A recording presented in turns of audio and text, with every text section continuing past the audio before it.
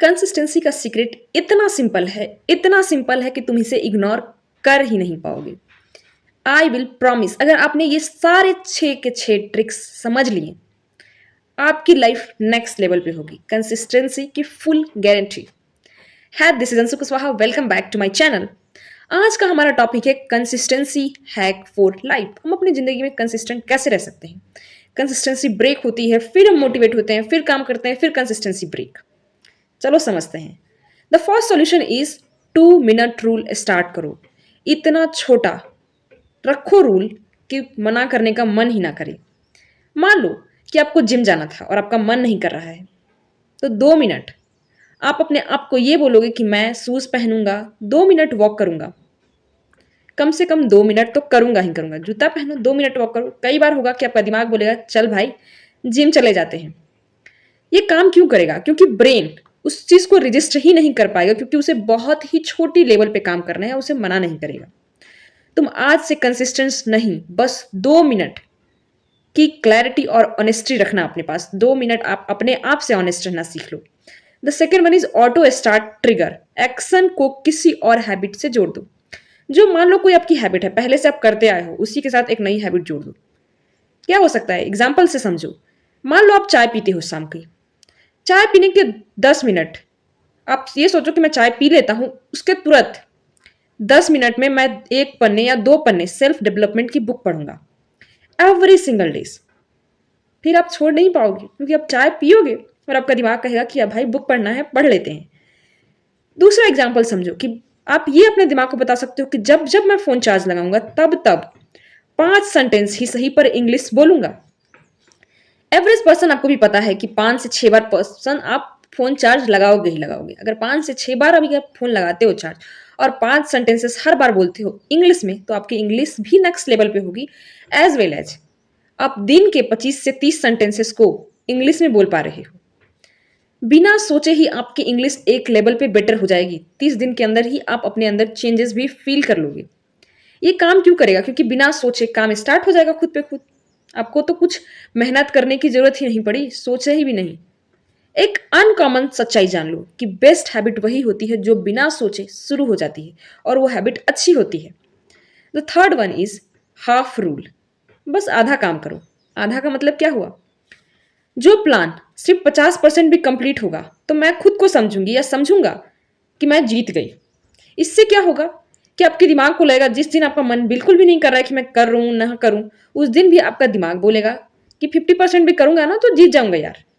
तो आपका दिमाग उसे आपसे करवाएगा, फोर्स करेगा कि क्योंकि मुझे जीतना है। जीतना दिमाग को बहुत पसंद होता है। मान लो कि 1 घंटा का आपका स्टडी प्लान होता है कि रोज मैं 1 घंटा पढ़ता हूँ इस टाइमिंग पे। उस समय 1 घंटा ना भी पढ़ा, 30 मिनट 15 मिनट भी पढ़ूंगा तो इनफ होगा, क्योंकि यहाँ 50% रूल है, तो आपको 30 मिनट तो कम से कम पढ़ ही सकते हो आप। ये काम क्यों करेगा? माइंड को ईजी लगता है और तुम तुरंत स्टार्ट कर देते हो। हाफ करना मतलब हाफ करना 0 से 100 गुना बेटर है। कुछ भी नहीं करने से बेटर है कि कुछ कर लिया है आपने। The fourth one, and before you are tired. ये टॉपिक बहुत ही इंटरेस्टिंग होने वाली है, आप बिल्कुल ध्यान से समझना। इसमें क्या होता है कि जब एनर्जी थोड़ी बची हो तभी उस काम को रोक दो।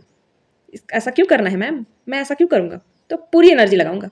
नहीं, इसलिए ऐसा करना है क्योंकि अगर आप पूरे जोश होश के साथ उसी दिन पूरी एनर्जी लॉस्ट कर दोगे तो दूसरे दिन काम स्टार्ट करना आपके लिए बहुत ही मुश्किल हो जाएगा, या तो होगा ही नहीं।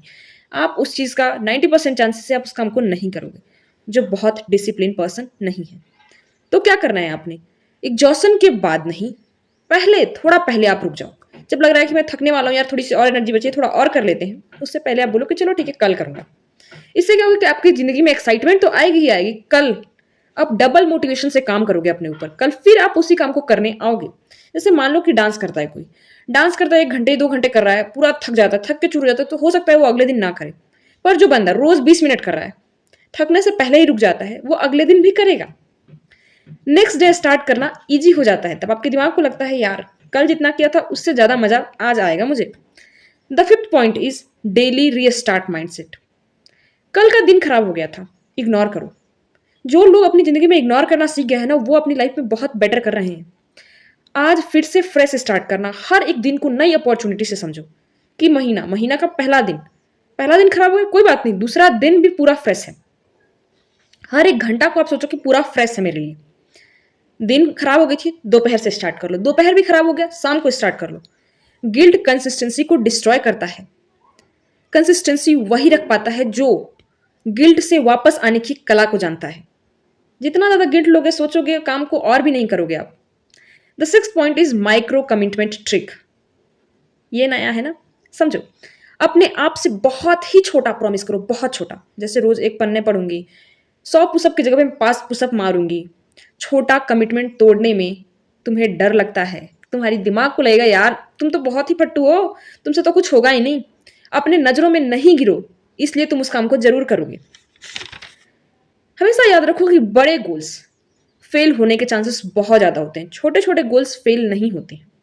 आप जरूर 1 साल का अगर प्लानिंग कर लिया है तो आप हो सकता है कि आप 1 साल उतने अच्छे से काम ना करो, पर अगर 1 वीक का रखा था ना, आप उस काम को पूरा करो कि इस हफ्ते में मैं क्या क्या करूंगा, उस गोल्स को आप कंप्लीट करते हो।